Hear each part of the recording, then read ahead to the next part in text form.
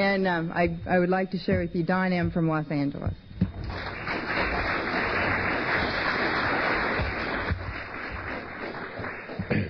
My name is Donald Madden. I'm an alcoholic. I've never seen birthday cakes presented by people's sponsors before, and I only sat there thinking I was glad my sponsor wasn't here to introduce me tonight and tell you what it's really been like. I'll be 9 years sober in March, and to show you that the road gets narrower, I'm in San Diego, California, and I don't know really what I'm doing here tonight, except that I'm sober. And I'm sober because I'm here. And I've always said yes to Alcoholics Anonymous. I mean, I was too crazy and destroyed when I got here to say no. And I was too frightened of everybody. I mean, I was looking at this room tonight, and everybody looked so clean and shaved and dressed. And it's exactly what terrified me when I first got here, that everybody looked like they'd never been through anything. And no one had certainly ever been through anything that I'd ever been through. And, I mean, I came to Alcoholics Anonymous with the final rejection. I mean, I had been evicted from a sanitarium. And where I was incarcerated for my 23rd time. I had not given up easily. I had never given up easily. I had never given up anything easily. I've had to learn to give things up sober and sometimes not easily. I have learned in almost 9 years that absolutely everything they told me when I got here is true, and I didn't understand any of it. And one of them is that I'm going through right now that everything will be all right unless you get in your own way. And I didn't know that. What that meant. And I am in the middle of a situation in my life right now that I realize that the only thing that can possibly screw it up is me. And, I mean, it takes a lot of ego deflating to get to that point. So what I pray for is that the facts remain and the feelings remain, but that I don't remain. And because I don't want to blow it by saying, let's get rid of it. And I spent a lot of time in my sobriety criticizing everything that got me to Alcoholics Anonymous. And I have spent the last year or so realizing that it was all a continuing force. And today, blessing absolutely everything that happened to me. Because when you get that far away from it, it's a little bit easier to bless it. When I got here, I identified with that part of the book that says we are survivors rowing away from the ship that just went down. And, I mean, I rode in Alcoholics Anonymous. I mean, I rode till the splinters came through my hands. I didn't understand people not going to 2 meetings a day. I didn't understand people not talking AA all the time. I still don't. I went to 2 meetings a day forever until suddenly I couldn't go to 2 meetings a day anymore. And that frightened me a lot because 2 meetings a day worked for me in Alcoholics Anonymous. And 60 cups of coffee and 3 packs of cigarettes. I remember and total insanity and a lot of prayer. I mean, I prayed 24 hours a day because I didn't sleep until someone told me that you can't receive if you keep sending. I mean, I was praying for answers and I didn't give them a chance. And what happened to me sober was I got here sober. It had taken them at that point about 2 months to shape me up, to evict me. And I got here sober, and the miracle had happened for me. The one thing I wanted in my life was to stay sober. That's what I wanted. And I came into Alcoholics Anonymous, I thought sane, and proceeded to go insane because what had happened was they'd taken away all the glue. And they'd taken away all my hiding places.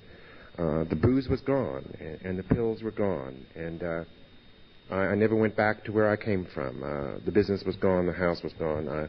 I gave my life to, I turned my will of my life over to the care of a lawyer who put me into escrow. And, oh, Jesus, and salvaged whatever he could. I mean, he didn't even know where I was. And An alcoholic's family took me in, and I think they thought I was insurance for some crazy reason for their alcoholic. And their alcoholic got drunk. And they threw him out, and I stayed on because I had no place to go. And the miracle is that he's dead today, and I'm alive. And that miracle happened because what I wanted was to stay sober more than I wanted anything else in the world. My life, from everything I thought was important, continued to go down the tubes. I mean, I had not hit my total bottom in every area of my life because that lawyer did settle and get me a goodly share of money, which vanished in 2 years. I became a suicidal almost directly. I mean, we was talking about the big book in Alcoholics Anonymous, and my eyes didn't focus for almost 4 months. And I had muscle spasms for almost 2 years. And I never told anybody in Alcoholics Anonymous anything. I mean, I was a walking rash. I had Staphylococcus boils under my arms, and I became allergic to everything I wore. And I started to go insane, and I became suicidal. Now, that's not something that I thought you'd stand up in front of a meeting and tell them, because I was as terrified of rejection sober in Alcoholics Anonymous as I had always been terrified of rejection. And I didn't tell anybody anything. It's taken a long, long time to break me open. And we are given, I was told, exactly what we need to stay sober in Alcoholics Anonymous. And we get here exactly when we should get here. And I have been given everything it takes to keep me sober because I have been here and I have said yes. And I have always been here. And I have never had my phone off the hook. And I have never said no. And I have always been there for other people. And it took me a long time to realize that there were also people here for me, too. I had never in my life asked for help. I had never in my life told someone I was in trouble. I had never in my life told anyone anything. At the end of it, when I was dying from all of it, I wouldn't even tell somebody I had a cold. My last drunk to any note was was a Thanksgiving before I came into Alcoholics Anonymous in March, and I woke up one day in a house I lived in that had everything I'd ever wanted in it, which wasn't enough. I had everything I'd ever worked for, and I'd gone to work when I was 16 years old, and I realized that there was a difference in that house, and I'd waked up out of a drunk, sweating and shaking and with rashes on my face and in my scalp, and there was something strange and different in that house, and that house had my office, and it had everybody, and everything I'd ever worked for, and the difference in that house was the house was silent. I had been, in Al-Anon terms, released en masse. Everybody had walked.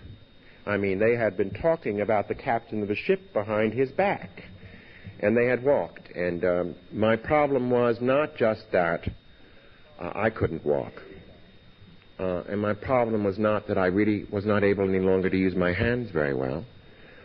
My problem was I was out of gin. And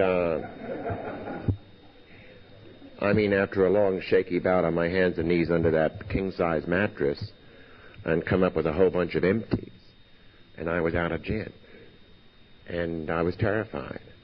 And I wasn't able to turn the heat on in that house because I couldn't stand up to get the thermostats. And I was in the middle of remodeling that house, and it was a huge, huge old house in Los Angeles. And I crawled through that house naked looking for something to drink so I wouldn't convulse.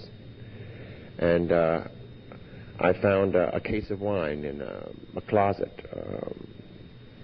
on one of the stories, and pulled it into the kitchen after me and just broke the necks off the bottle and drank the wine out of the broken necks, and it didn't do anything for me because wine didn't do anything for me. And at that point, what had happened was it started to rain, and the wind took the rain into a new doorbell system and shorted the doorbell system. And all the doorbells went off like every 15 minutes throughout the whole house. Jeez, it's amazing when a nightmare gets funny. And so I just crawled from door to door looking for feet under the doors because I didn't know who was out there. And the wind got worse, And on one of the floors, it was all French windows, and the French windows started to smash open, and the rain started to come in all the rooms, and I just crawled down the hallways looking in the rooms being flooded. And I couldn't stand it any longer, so I just crawled into a back bedroom and into the closet. I mean, I was a real closet drinker. And me and the hangers, and just closed that closet door. And I don't remember getting back to the nut house one more time. I do remember that was not the last time. I mean, they just shaped me up and shipped me out of there. They didn't call me Mr. Madden. They didn't call me Don anymore. They just, here he is, and they just turned down the bed, and I was not yet hitting the lockup. I had not yet experienced no doorknobs and plastic spoons and people screaming in hallways and throwing television sets through windows, and I hadn't yet experienced barbed wire in the patios and bars on the windows. And I was to get there, because I was to come out of that sanitarium one more time and two more times and three more times and four more times, once to drink like a drunk. I mean, I woke up one night and I thought, Jesus, if I could just drink like a drunk. And somehow got into a car and got down to a bar that I had seen over in Culver City, and I knew it was an alcoholic bar. And I got there, and I walked in and sat next to the biggest drunk I had ever seen. And he didn't drink like I did. I mean, he sat there quietly nursing a drink. I mean, he was there to get nice and drunk that night. I didn't drink like that. And I couldn't wait him out. I was just going to drink him drink for drink and get drunk like a drunk gets drunk. And I thought, Jesus, you know.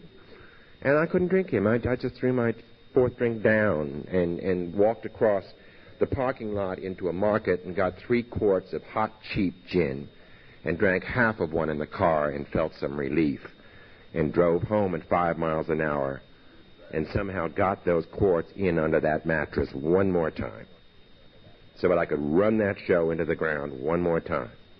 And I came out of the nut house one more time. And that time, I was going to drink like a gentleman. Now, when you haven't drunk out of a glass in 8 years, that's fantasy. And I remember that night, and I went down out of that dressing room and through that bedroom and down those stairs and through that study and into that bar, and I poured myself a full glass of gin. And I thought, Jesus, God, you're a gentleman. I mean, screw the ice and the lemon twists and all that. I mean, I had it in a glass. And I walked back upstairs to shave like gentlemen do. I mean, they have a cocktail, right? And they're going to shave. And I had forgotten the fact that I was just getting out of bed at 7 o'clock at night. And a little shaky. And that glass of gin was gone before I finished shaving. And I went downstairs one more time. I mean, I was able to walk downstairs, for starters, and had another glass of gin, and it was gone. And the third time down, I just started to cry, and I picked up the bottle and went back to bed and locked the door. I had become quietly, at that point, so paranoid that I couldn't walk in the hallways of my own house and see anybody. Servants were making more than I was. And I couldn't face them in the hallway. I couldn't face anybody, and I couldn't answer the phone, and I was terrified. I was just another little piece of incomprehensible demoralization. And there I was. And my obsession for alcohol had gotten to the point, and I realized all that. I mean, I realize today that everything I went through then, thank God I went through then. Because I didn't have to go through it and play the games after I got into Alcoholics Anonymous. I mean, it was no longer the first drink that got me drunk. It was no longer the first anything that got me drunk. It was the first thought of a drink that got me drunk. If I let the word or I let the thought lodge, there was no way for me to turn off any of the thing that started inside me. I had to have it. I would do anything to get it. I am amazed today that I did not have to kill to get it. I have never had a 502 because I had become so frightened and so paranoid for so long that I sneaked driving just like I sneaked everything else. And I only drove when it was imperative at 10 of 2 so you don't go crazy by 6 in the morning. And I'd never been in jail. I was 86 out of only one place, which was on my hands and knees, crying and begging and pleading for a bottle of gin in a cheap liquor store, which he gave me because I said I'd never come back there again. And, I mean, I could imagine the sight. I mean, how the hell do you get rid of him, you know? And give it to him, for Christ's sake. If I'd known what I looked like, I probably would have asked for it for free. And, but that was the end of it all. I mean, I've heard many people say when they came to Alcoholics Anonymous that they were finally so relieved to find out that they were alcoholic and not just going crazy. I mean, I had known for years I was an alcoholic. I just did not know what that had to do with not drinking. My drinking was over long before I got here. My drinking was over long before I started to do my number and started to do my battle. I was no longer able to function drinking. Valiums and Libriums no longer worked for me. Anti-anxiety pills made me very anxious. And I would have little tics going for me. And I had a psychiatrist 3 times a week I told nothing. I had never told anybody anything, and he was no different.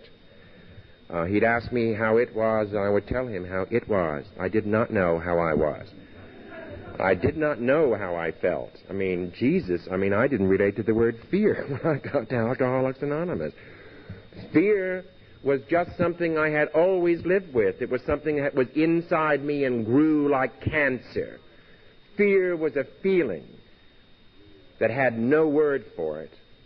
Every single emotion I heard from the podium of Alcoholics Anonymous was my emotion.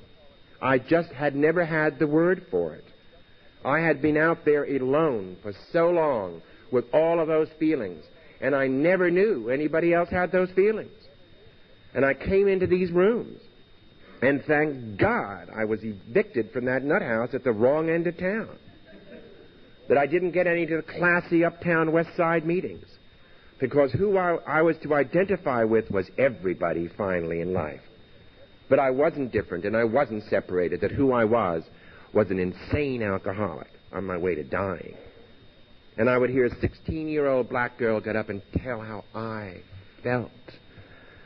And I'd hear an 80-year-old man who had never, ever done anything tell how I felt. And it made me feel slowly not alone. I was not the only one who felt that way. I was not the only less than one in the world. I found that everybody else did not have it all tied together. Everybody else did not have all the answers. But I was just another one. And that was not deflating to my ego. That was a blessed relief.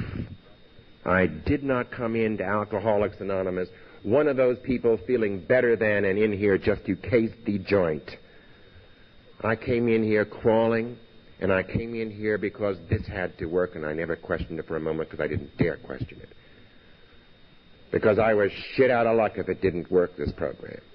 And I believed for a long time that anybody I ever saw in a room of Alcoholics Anonymous never drank again.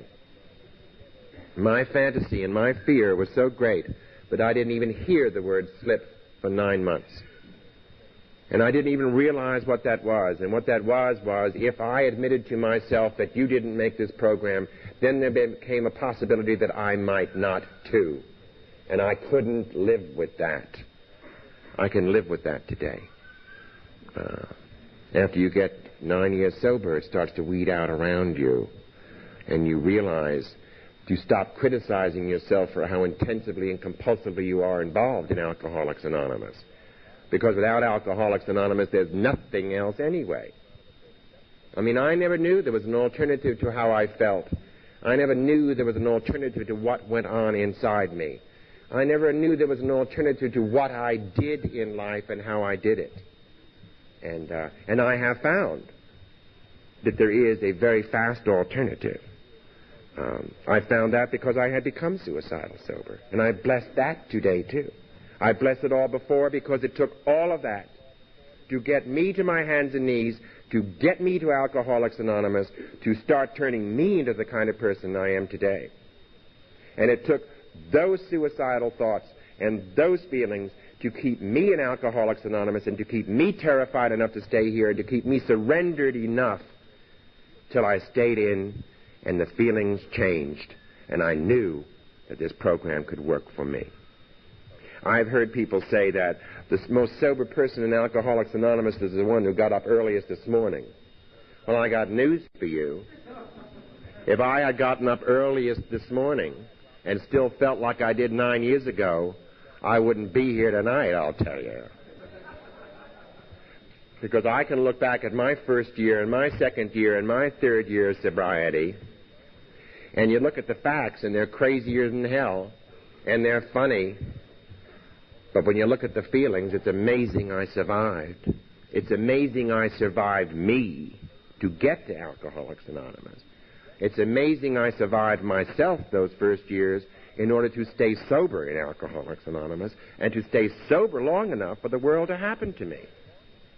Because the world is all happening to me. And thank God I didn't get what I prayed for when I came to Alcoholics Anonymous, because I came in just another alcoholic. And the final insanity is that an alcoholic gets here and then gets sober and starts telling God what he wants in his life. Sober. I mean, I did a selling game like you can't believe. And I prayed out loud. And I prayed out loud because if I was in the bathroom, he might be in the kitchen. And I prayed to everything. I mean, I left no stones unturned. I prayed to everybody in my life who had ever died, in case they were on the board of directors. I prayed to Jesus Christ, His Holy Son, our Lord. I had an Indian temple touchstone in my pocket that came from a temple in Delhi. I had a spiritualist woman's telephone number in my wallet. I thought maybe I remembered having seen Carol Ryder once.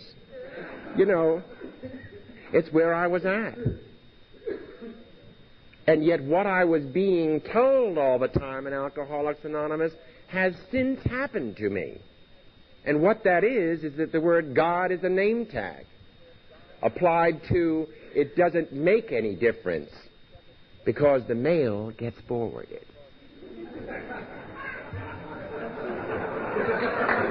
Fantastic.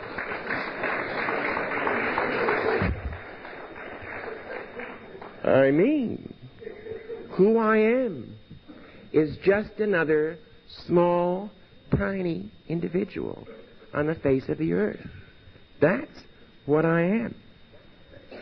What I pray to doesn't make any difference. I mean, I'm in the process of changing with all that now. Sometimes I go through confusion with it. And it doesn't make any difference. My job for me, in order to make it happen, is to keep the passages open.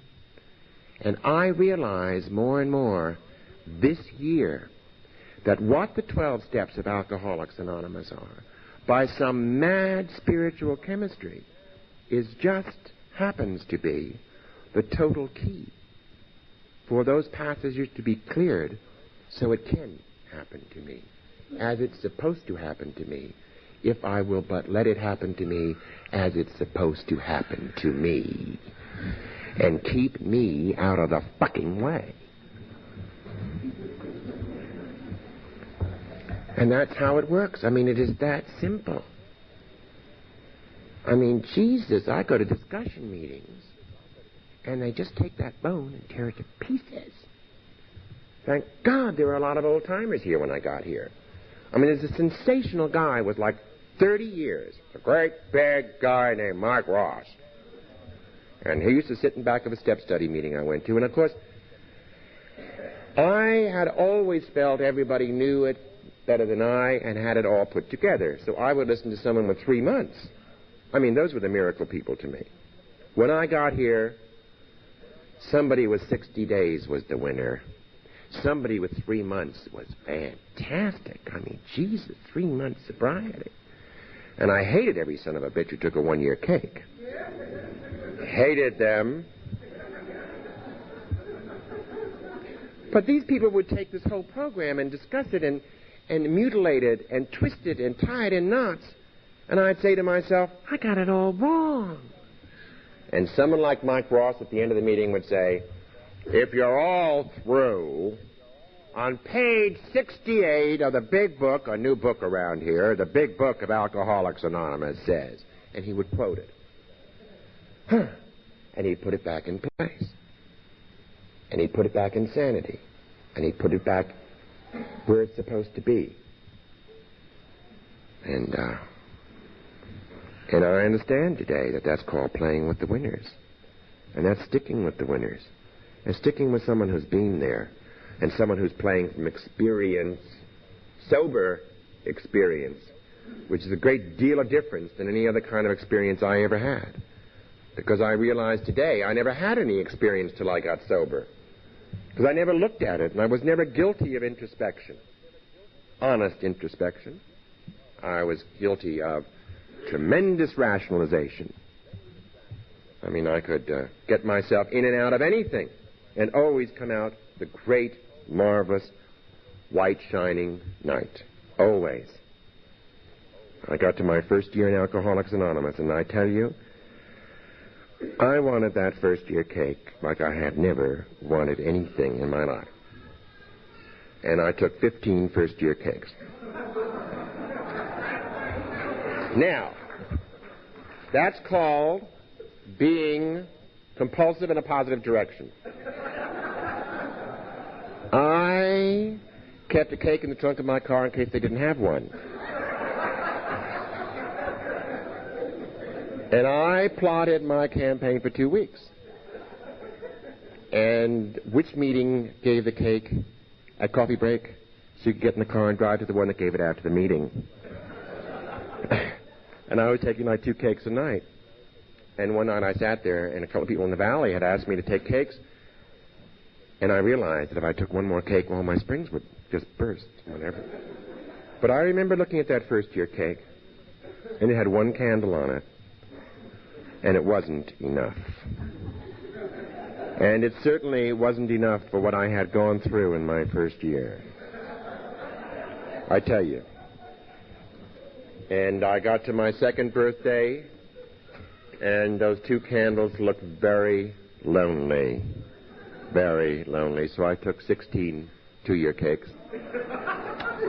And this past year, on my 8th birthday, I thought, you've become mature in Alcoholics Anonymous. And you're going to do it like a mature person. You're going to be out there taking 2 or 3 cakes. And I, like a mature person, took about 11. And I went through a funny thing with my 8th birthday, and it doesn't make... I have found that it doesn't make any difference why you're going through something. Everybody in Alcoholics Anonymous seems to get into meetings, discussion meetings, and get on the telephone, and they're always talking about the problem. And they're taking the problem and tearing it apart and dissecting it and putting it together. To do with the solution. I'm the problem. The problem's not the problem. I got to get rid of it and me and get into the solution. And I found early in my sobriety, I came to Alcoholics Anonymous and I didn't know the words to the Lord's Prayer. And I went to my first meeting and I stood there and 2 people grasped my hand, and I didn't know the words to the Lord's Prayer. And that just blew me away. Because it also eventually told me what my values were. Because I still remembered all the Latin to the Mass. I remembered Ad Deum qui laetificat juventutem meam. But I didn't know the words to the Lord's Prayer. But I was to find out very fast, sober. When you're suicidal and you're going insane and you can't let go of the 28 freeways that are going through your head all the time, and all those things that are so important, and holding on to everything in the world that's around you, and everything you ever had, and every idea that was ever there, and every false value, and every lousy idea, and you're going insane, you learn how to pray. You learn how to pray, and you learn how to believe that prayer works.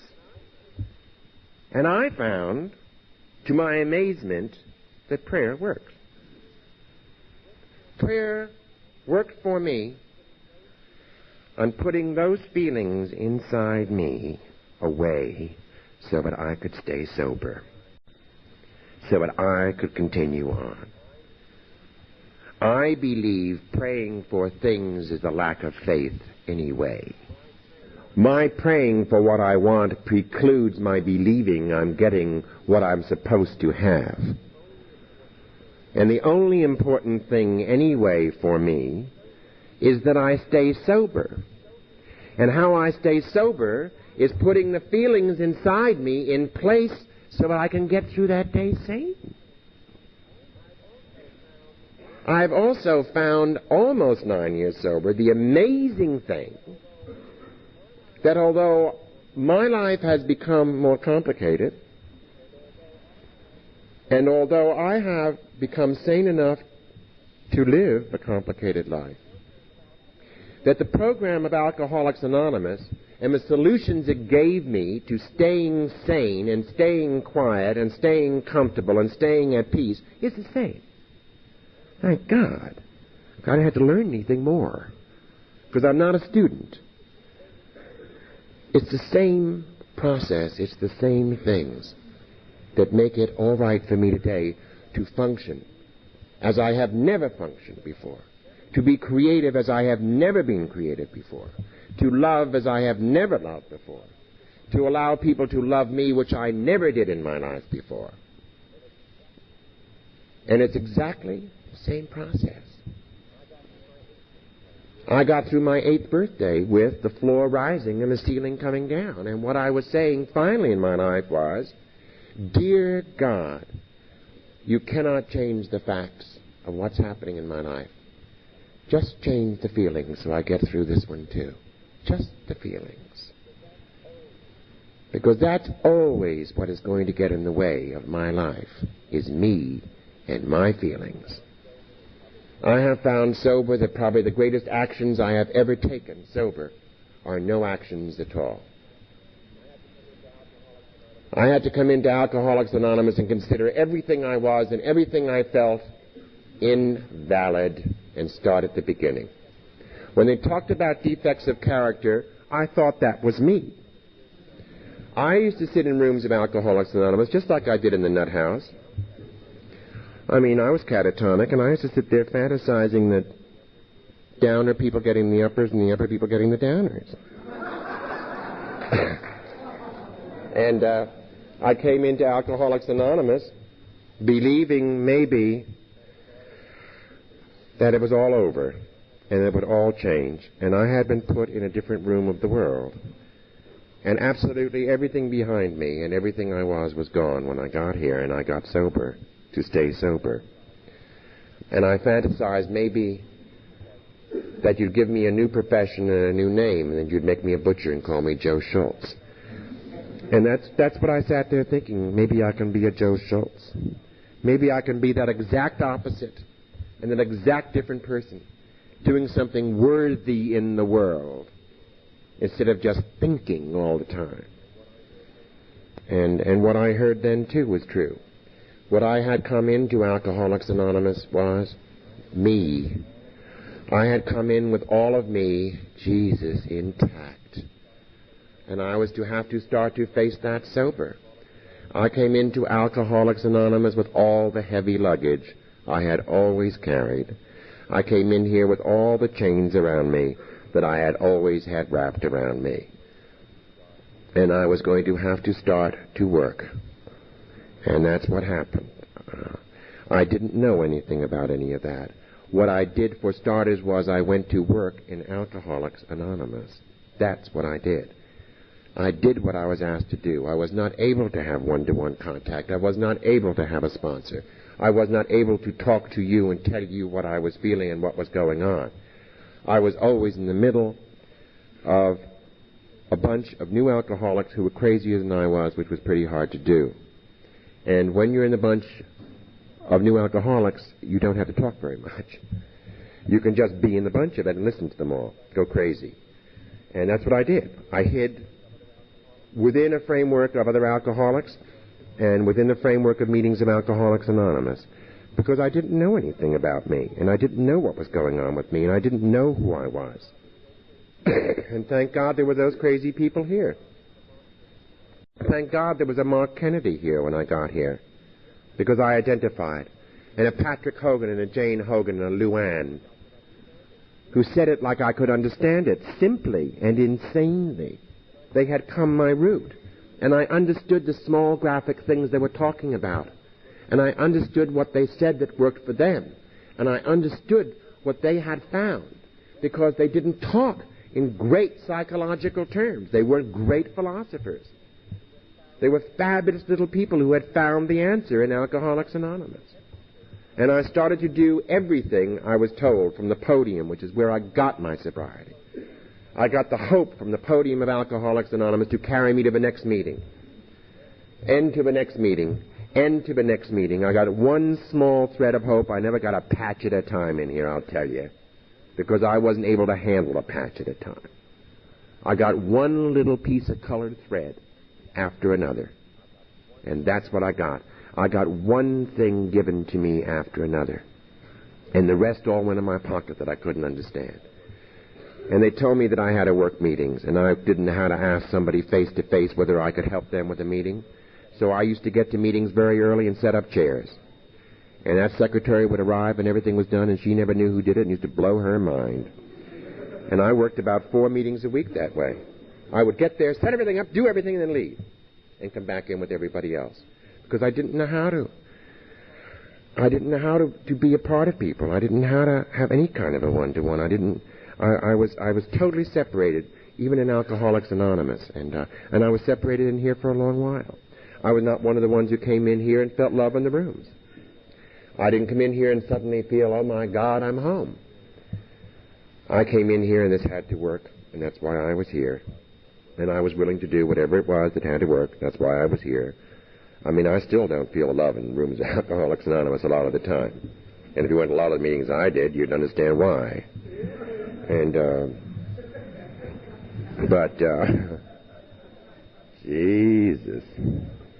They want what you have, but they'll kill you to get it, I'll tell you. And, but I have found love in Alcoholics Anonymous. And I have found what they told me I would find. I have found a family of my own, and I didn't understand that kind of lingo. And because of the people I know today, and because of the people in my life in Alcoholics Anonymous who were here, strangely enough, at exactly the time I got here, who I know today were meant to be in my life as certainly as I am meant to be alive today, that started me realizing that this was a continuance, and this was no fluke, and that I was meant to be here when I was here. And those people are a very valid part of my existence today. I sponsor a guy who's 6 years sober now, and I've sponsored him since he first came in. And I sponsor a whole nest of guys, and I had said that I'd never sponsor another woman, and just before Christmas, God gave me 3 more women. And that was understandable. All newly sober, all newly off everything, and all newly crazy. And that is what got me through Christmas. That is always what has gotten me through Christmas. It is always what has gotten me and kept me sober in the program of Alcoholics Anonymous. It has seemed that every time that I have wanted something for me and said, okay, it's time, where's mine? The doorbell rings. There's another basket on the doorstep with 3 or 4 crazy people in it. And who else would they come to? I remember when that first year, and I had money. I was being given money by that lawyer that year, and I was remodeling a little house that I bought, which I was later to lose sober. And we fed. My best friend was a little ex-nun about that high, and she killed everybody in Alcoholics Anonymous. And we fed everybody. I mean, if you were an alcoholic and you came down the driveway, we just fed you. And then we put them all in the station wagon and take them to the meeting. And I remember one night a man from the podium said, you know, we collect who we are in Alcoholics Anonymous. And I looked down this aisle at who we had with us. And I said, he's got to be kidding. I mean, my roller skates were rusty, but they had all lost theirs. I mean, we were a collection. And I still have that collection. I mean, all of those are still sober today, constantly being replaced by more insane people. I mean, wouldn't you think that God knew that I had gotten more sane as I gotten more sober? But who's to relate to them? I mean, I understand somebody who can't remember their own name 2 minutes after you've told her own name. I mean, I relate to every kind of compulsion there is. I got into it all sober. I'm glad Alcoholics Anonymous isn't one of those funny places where they expect you to become good, because I had to get into sober.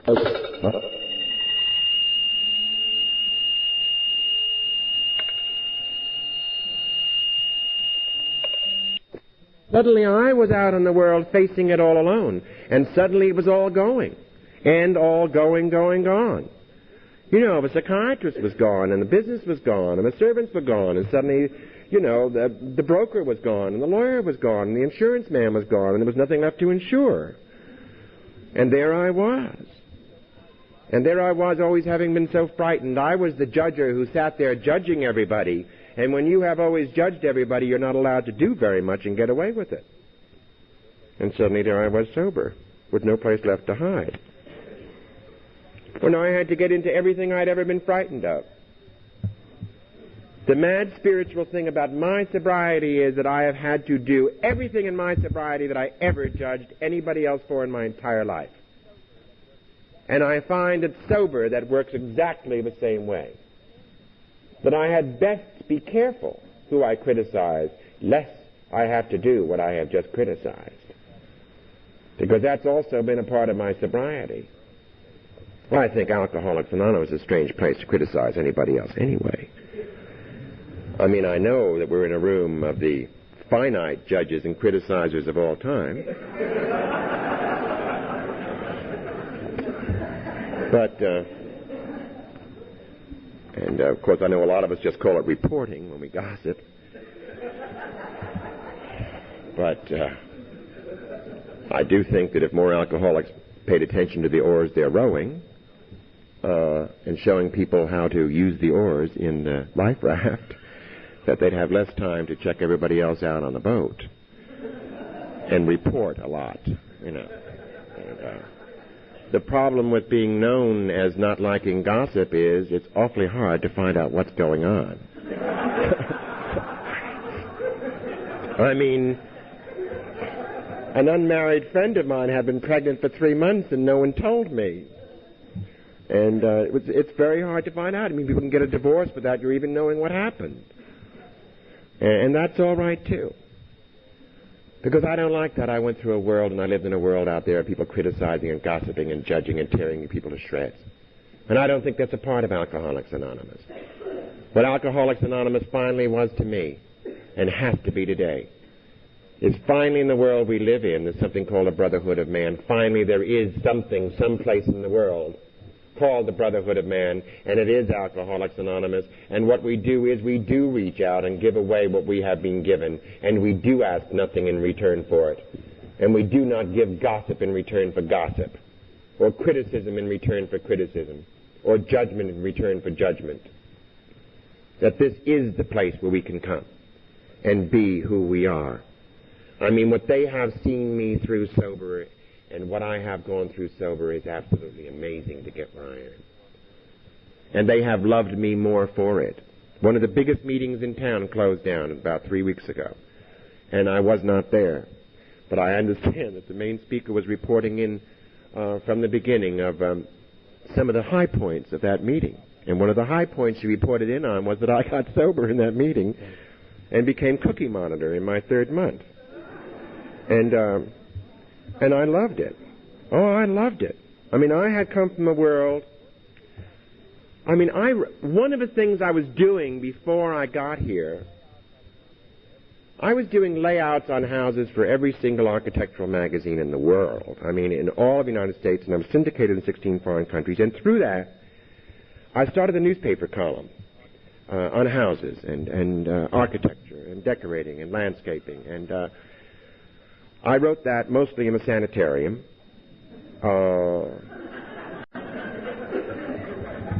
It was my progression. It was my progression. I had always had such a mind that I would pretend to take the interview and didn't have to take it, and I could remember every word.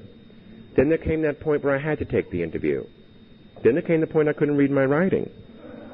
Then came the point I couldn't remember having been there. And they used to send me in a briefcase with photographs and background material, and I never remembered having been there. And I used to pound out that newspaper column in that nut house. Now, the name of that newspaper column was called A Talent for Living. And it ran in about 172 cities to show you what's being foisted off on you in your daily newspapers. Every day someone's telling you how to do whatever it is you're supposed to do. But I had done all those things. Now, when I got to Alcoholics Anonymous, my problem with that newspaper column was, which my lawyer didn't know was even canceled, was not that I wasn't able to think it out, which I wasn't. I wasn't able to use my hands to type on the typewriter. You know, when I get to a point in my life today where I'm at, where I want it, and I want that thing, or I want that person, or I want it, and I want it now, I'd best stop and remember where I come from. I was one of the ones who wandered in here nearly mindless. I was the one who wandered in here not able to do anything. My miracle, and I think the miracle of everybody in any room of Alcoholics Anonymous anywhere, the miracle is we got here alive. That's the miracle. Now, what you do as a true alcoholic is you pick up your miracle and you're alive when you get here, and then you start saying, where's the miracle? And you had it. The miracle is you pick it up coming through the door. And then what you do is you get your ass moving. And you get your ass moving in Alcoholics Anonymous. I was just insane enough and just dumb enough in my head left and this from I couldn't think through why they wanted me to do anything they wanted me to do. I did know a few things about me. I did know when I prayed for the knowledge of His will for me and the power to carry that out that I couldn't use the word power because I had been a power-hungry individual and the word frightened me. I had to pray for the word courage because I was having to pray for the courage to open the mail, the courage to get up in the morning. I was having to pray for the courage to make a phone call, the courage to walk on the street, the courage to drive a car, the courage just to go on. That's what I was having to pray for. I'm not one that had the privilege of one day at a time for a long time sober, because I had to find out that in order not to get into total panic, that I had to do one thing at a time. And I had to keep my head doing that one thing at a time. And that had to start at the very beginning. I had to put my feet on the floor, and what I was doing was putting my feet on the floor. And what I was doing was I was walking across the room as I was walking across the room as I was walking across the room. I could not be where I was getting until I got there because I went crazy. Absolutely crazy with it. When I was shaving, I couldn't think of a cigarette and a cup of coffee or anything else, or I just went absolutely berserk. I had to learn how to shave while I was shaving. And I'll tell you, everything you learn when you come in that way is the greatest thing that ever happened to you, because it all still works for me today. Absolutely all still works for me today. When I get into that, all of those things to do and all those places to go and everything. What I am doing is what I'm doing, and God knows when I get to where I'm going, it may have burned down before I get there anyway. I mean, I heard a marvelous man in my second year of sobriety, and one of the things he said was he had to stop writing scripts because either one of two things happened. I mean, either you write the script and it doesn't happen, so you've had to do it anyway. Or you write a script, and it does happen, so you've had to live through it twice. And it's all those things I heard from the podium of Alcoholics Anonymous that have worked for me. Absolutely everything. And it's everything I use today. You know, and it's all those funny, corny expressions, and it's called Keep It Simple, and it's called Easy Does It. Jesus, I have an assistant who's not even on this program, and I heard him the other day on the phone. I could have just shoved his mouth down that phone. And I am busy getting into something, and I hear him saying to somebody, and he doesn't even know the program, and he's saying, well, all we're doing it is today. We're only doing it one day at a time. Why is everybody yelling? And I thought, God damn, you know. And I'm over there creating the world.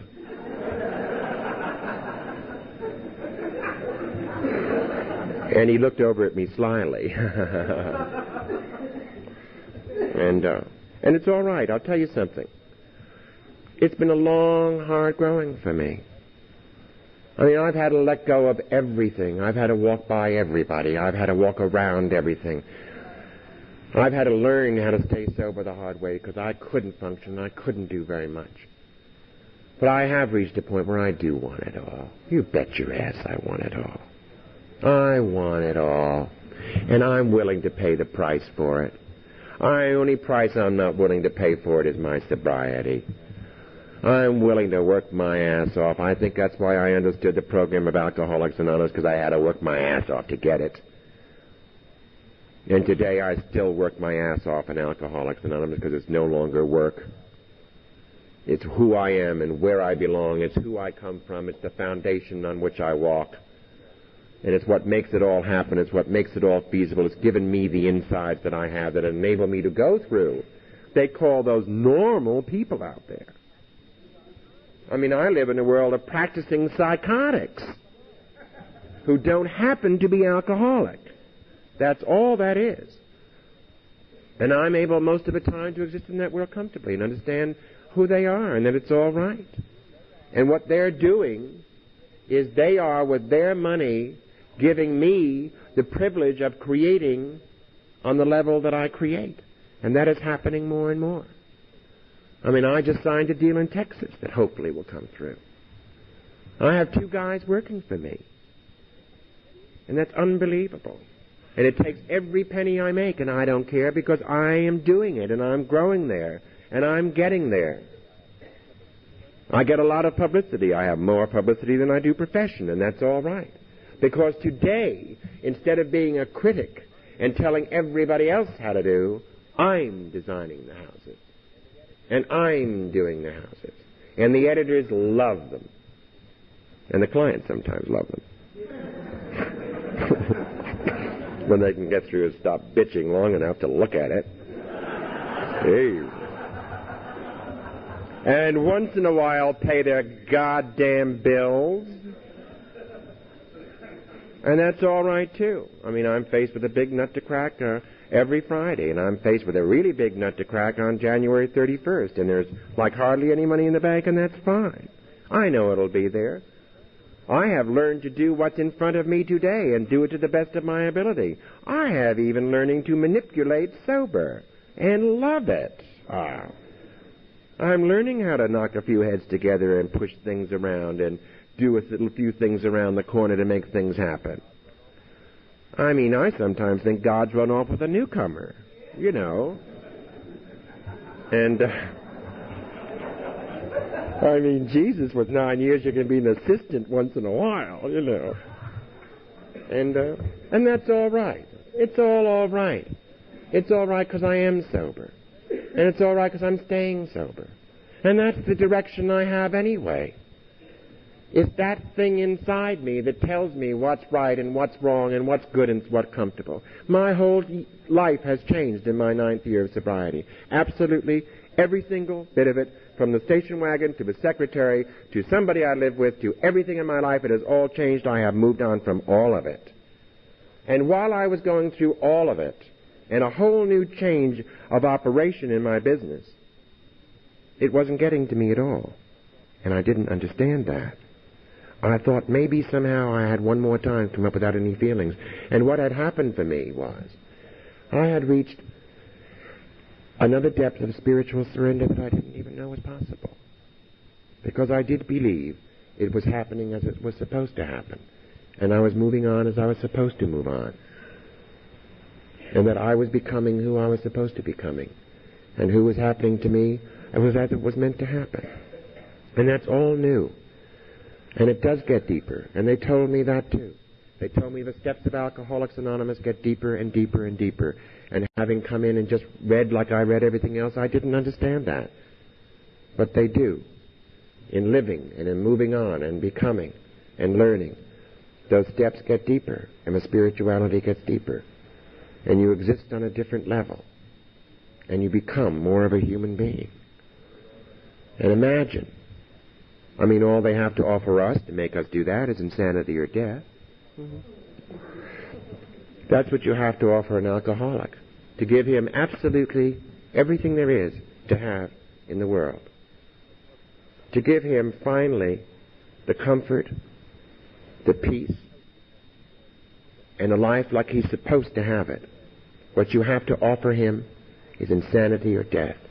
You have to beat him to death to get him to Alcoholics Anonymous, and then you have to shove this program down our throats one step at a time, resisting it all the way, balking at everything.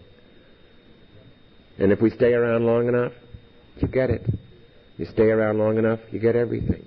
I mean, I'm very well aware that being the total compulsive alcoholic, that what I have in 9 years of sobriety is only what I have in 9 years of sobriety. And if I have this much, and I stay that much longer, that I'll have that much more. And that's the kind of thing that keeps me coming back. And the other thing that has kept me through everything is, I happen to sponsor a load of people that I really love in Alcoholics Anonymous. I really love like I have never loved before. And I care for like I have never cared for before. And what that means to me is that I have to keep myself in place if I'm to be of any help to anybody else. It means that I have to get my answers and keep my house in order that I can give it away to be of help to somebody else. And that does it a lot for me. It has held me through a lot of things, having to help other people through the things they're going through, because I have to be there and I have to be in place. And it is the program of Alcoholics Anonymous, and I did all the things I didn't understand when I got here. What I am is a very grateful alcoholic, and I'm not just grateful today for what I've gotten. I'm grateful that whatever happened to me before I got here happened, so it did get me to Alcoholics Anonymous to start turning into the kind of person I am today. Thank you.